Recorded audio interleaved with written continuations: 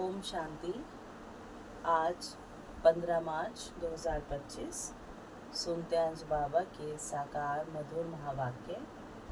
बाबा ने कहा, मीठे बच्चे, अब वापस घर जाना है, इसलिए देश सहित देह के सब संबंधों को भूल एक बाप को याद करो। यही है सच्ची गीता का सार।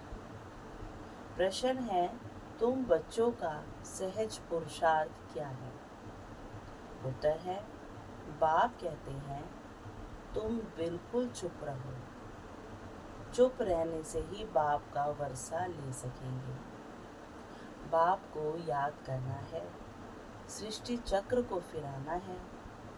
बाप की याद से तुम्हारे विक्रम विनाश होंगे, आयु बड़ी होगी और चक्र को जानने से चक्रवर्ती राजा बन जाएंगे।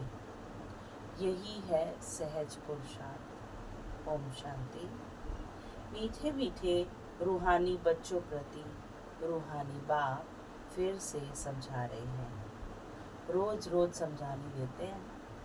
बच्चे तो समझते हैं, बरोबर हम गीता का ज्ञान पढ़ रहे हैं। कल पहले मुआफिक, परंतु श्री कृष्ण नहीं पढ़ाते, परम पिता परमात्मा हमको पढ़ाते हैं। वही हमको फिर से राजयोग सिखा रहे हैं। तुम अभी डायरेक्ट भगवान से सुन रहे हो। भारतवासियों का सारा मदार गीता पर ही है। उस गीता में भी लिखा हुआ है कि रुद्र ज्ञान यज्ञ रचा। ये यज्ञ भी है तो ये पाठशाला भी है। बाप जब सच्ची गीता आकर सुनाते हैं तो हम सदगति को पाते हैं। मनुष्य ये नहीं समझते। बाप जो सर्व का सदगति दाता है, उनको ही याद करना है। गीता भल पढ़ते आए हैं, परंतु रचता और रचना को न जानने के कारण नेति नेति करते आए हैं। मैंने गीता भी पढ़ा है, परंतु जानते फिर भी नहीं है। सच्ची गीता तो सच्चा बाप ही आकर सुनाते हैं। ये है विचार सागर मंथन करने की बातें। जो सर्विस पर होंगे उनका अच्छी रीति ध्यान जाएगा।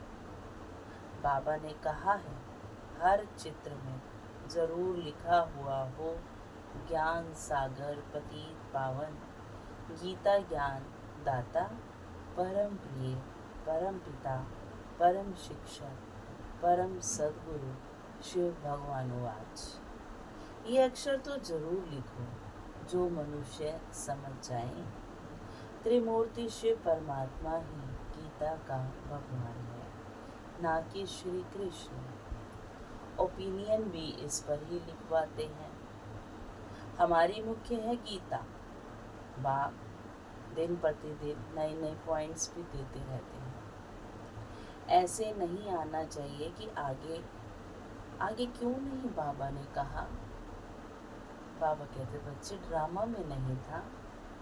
बाबा की मुरली से नई नई पॉइंट्स निकालनी चाहिए।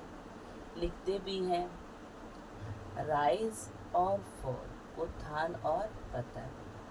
हिंदी में कहते हैं भारत का उत्थान और पतन।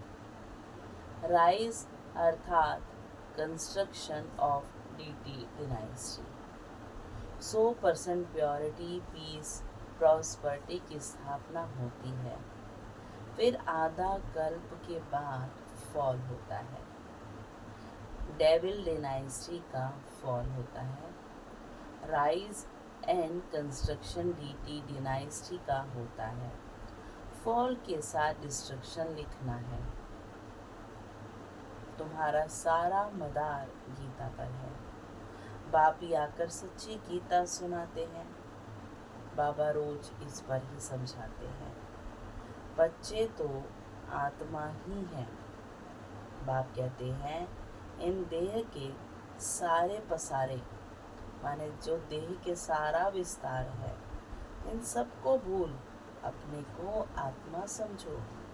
आत्मा शरीर से अलग हो जाती है तो सब संबंध भूल जाती है। तो बाप भी कहते हैं, देह के सब संबंध छोड़ अपने को आत्मा समझ मुझ बाप को याद करो। अभी घर जाना है ना, आधा कल्प वापस जाने के लिए ही इतनी भक्ति आदि की है। सत्युग में तो कोई वापस जाने का पुरुषार्थ नहीं करते हैं। वहाँ तो सुख ही सुख है। गाते भी है दुख में सिमरन सब करे, सुख में करे ना कोई।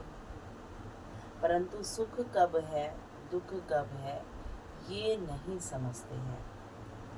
हमारी सब बातें हैं गुप्त। हम भी रूहानी मिलिट्री है ना, शिव बाबा की हम शक्ति सेना है। इनका अर्थ भी कोई समझ न सके। देवियों आदि की इतनी पूजा होती है, शिव शक्तियाँ है ना सब, तो कभी तो पाठ बजाया ना शक्ति स्वरूपा का। परंतु कोई की भी बायोग्राफी को जानते नहीं हैं, नहीं जानते। जिनकी पूजा करते हैं उनकी बायोग्राफी को जानना चाहिए ना। उससे उन शिव की पूजा है, फिर ब्रह्मा विष्णु शंकर की, फिर लक्ष्मी नारायण राधे कृष्ण के मंदिर हैं, और तो कोई के है नहीं। एक ही शिव बाबा पर कितने भिन्न भिन्न नाम रख मंदिर बनाए हैं। अभी तुम्हारी बुद्धि में सारा चक्र है। ड्रामा में मुख्य एक्टर्स भी होते हैं ना, वे है हद का ड्रामा, ये है बेहद का ड्रामा। इसमें मुख्य कौन कौन है ये तुम जानते हो। मनुष्य तो कह देते हैं राम जी संसार बना ही नहीं है। इस पर भी एक शास्त्र बनाया है, अर्थ कुछ भी नहीं समझते। बाप ने तुम बच्चों को बहुत सहज पुरुषार्थ सिखाया है। सबसे सहज पुरुषार्थ है तुम बिल्कुल चुप रहो। चुप रहने से ही बाप का वर्षा ले लेंगे। बाप को याद करना है, सृष्टि चक्र को याद करना है। बाप की याद से तुम्हारे विक्रम विनाश होंगे, तुम निरोगी बनेंगे, आयु बड़ी होगी। चक्र को जानने से चक्रवर्ती राजा बनेंगे। अभी हो नरक के मालिक, फिर स्वर्ग के मालिक होंगे, फिर स्वर्ग के मालिक बनेंगे। स्वर्ग के मालिक तो सब बनते हैं, फिर उसमें है पद। जितना आप समान बनाएंगे उतना ऊंच पद मिलेगा। अविनाशी ज्ञान रत्नों का दान ही नहीं करेंगे तो रिटर्न में क्या मिलेगा। कोई साहूकार बनते हैं तो कहा जाता है इसने पास्ट जन्म में दान पुण्य अच्छा किया है। अभी बच्चे जानते हैं रावण राज्य में तो सब पाप ही करते हैं। सबसे पुण्य आत्मा है श्री लक्ष्मी नारायण। हाँ, ब्राह्मणों को भी ऊंच रखेंगे जो सबको ऊंच बनाते हैं। लक्ष्मी नारायण के लिए बाबा कह रहे हैं वे तो प्रारब्ध है। ये ब्रह्मा मुख वंशावली ब्राह्मण कुलभूषण श्रीमत पर ये श्रेष्ठ कर्तव्य करते हैं। ब्रह्मा का नाम है मुख्य, त्रिमूर्ति ब्रह्मा कहते हैं ना। अभी तो तुमको हर बात में त्रिमूर्ति शिव कहना पड़ेगा। ब्रह्मा द्वारा स्थापना, शंकर द्वारा विनाश, ये तो गायन है ना। विराट रूप भी बनाते हैं, परंतु उसमें न शिव को दिखाते हैं न ब्राह्मणों को दिखाते हैं। ये भी तुम बच्चों को समझाना है। तुम्हारे में भी यथार्थ रीति मुश्किल कोई की बुद्धि में बैठता है। अथा पॉइंट्स है ना, जिसको टॉपिक्स भी कहते हैं। कितनी टॉपिक्स मिलती है। सच्ची गीता भगवान के द्वारा सुनने से मनुष्य से देवता विश्व के मालिक बन जाते हैं। टॉपिक कितनी अच्छी है, परंतु समझाने का भी अकल चाहिए ना। ये बात क्लियर लिखनी चाहिए जो मनुष्य समझे और पूछे। कितना सहज है। एक एक ज्ञान की पॉइंट्स लाखों करोड़ों रुपए की है, जिससे तुम क्या से क्या बनते हो। तुम्हारे कदम कदम में पदम है, इसलिए देवताओं को भी पदम का फूल दिखाते हैं। तुम ब्रह्मा मुख वंशावली ब्राह्मणों का नाम ही गुम कर दिया है। वह ब्राह्मण लोग कच्छ में कुरम गीता लेते हैं। अभी तुम हो सच्चे ब्राह्मण। तुम्हारे कच्छ यानी बुद्धि में है सत्यम माने सत्य ज्ञान है, उनके कच्छ में है कुरम, तो तुमको नशा चढ़ना चाहिए। हम तो श्रीमत पर स्वर्ग बना रहे हैं, बाप राजयोग सिखला रहे हैं। तुम्हारे पास कोई पुस्तक नहीं है, सारा ज्ञान बुद्धि में है, लेकिन ये सिंपल बैज ही तुम्हारी सच्ची गीता है। इसमें त्रिमूर्ति का भी चित्र है, तो सारी गीता इसमें आ जाती है। सेकंड में सारी गीता समझाई जाती है। इस बैच द्वारा तुम सेकंड में किसको भी समझा सकते हो। ये तुम्हारा बाप है, इनको याद करने से तुम्हारे पाप विनाश होंगे। ट्रेन में जाते चलते फिरते कोई भी मिले, तुम उनको अच्छी रीति समझाओ। कृष्णपुरी में तो सब जानना चाहते हैं ना, इस पढ़ाई से ये बन सकते हैं। क्या समझाना है कि ये बाप है, इनकी याद से तुम्हारे विक्रम विनाश होंगे, और जो पढ़ाई शिव बाबा समझा रहे हैं उससे तुम ये बन सकते हो। पढ़ाई से राजाई स्थापन होती है, और धर्म स्थापक कोई राजाई नहीं स्थापन करते। तुम जानते हो हम राजयोग सीखते हैं भविष्य 21 जन्म के लिए। कितनी अच्छी पढ़ाई है। सिर्फ रोज 1 घंटा पढ़ो बस। वह पढ़ाई तो 4-5 घंटे के लिए होती है, ये 1 घंटा भी बस है। सो भी सवेरे का टाइम ऐसा है जो सबको फ्री है। बाकी कोई बांधेले आदि हैं, सवेरे नहीं आ सकते हैं, तो और टाइम रखे हैं। बैच लगा हुआ हो, कहाँ भी जाओ ये पैगाम देते जाओ। अखबारों में तो बैच डाल नहीं सकते, एक तरफ का डाल सकेंगे। मनुष्य ऐसे तो समझ भी नहीं सकेंगे। सीमाएं समझाने की, जब तक विस्तार से ना समझाया जाए तो चित्रों का ज्ञान समझ ही नहीं आएगा। बाबा कहते हैं है तो ये बहुत सहज, ये धंधा तो कोई भी कर सकते हैं। अच्छा, खुद बल याद ना भी करे, दूसरों को याद दिलावे, ये भी अच्छा है। दूसरों को कहेंगे देही अभिमानी बनो, और खुद देह अभिमानी होंगे तो कुछ ना कुछ विक्रम होता रहेगा। पहले पहले तूफान आते हैं मनसा में, फिर कर्मणा में आते हैं। मनसा में बहुत आएंगे, उस पर फिर बुद्धि से काम लेना है। बुरा काम कभी नहीं करना है, बुरा काम कभी करना नहीं है, अच्छा कर्म करना है। संकल्प अच्छे भी होते हैं, बुरे भी आते हैं, बुरे को रोकना चाहिए। ये बुद्धि बाप ने दी, दूसरा कोई समझ ना सके। वे तो रोंग काम ही करते रहते हैं, तुमको अभी राइट काम ही करना है। अच्छे पुरुषार्थ से राइट काम होता है। बाप तो हर बात बहुत अच्छी रीति समझाते रहते हैं। अच्छा, मीठे मीठे सिकील दे बच्चों प्रति माता पिता बाप दादा का याद प्यार और गुड मॉर्निंग। रूहानी बाप की रूहानी बच्चों को नमस्ते। हम रूहानी बच्चों की रूहानी माता पिता बाप दादा को बहुत बहुत याद प्यार गुड मॉर्निंग और नमस्ते बाबा।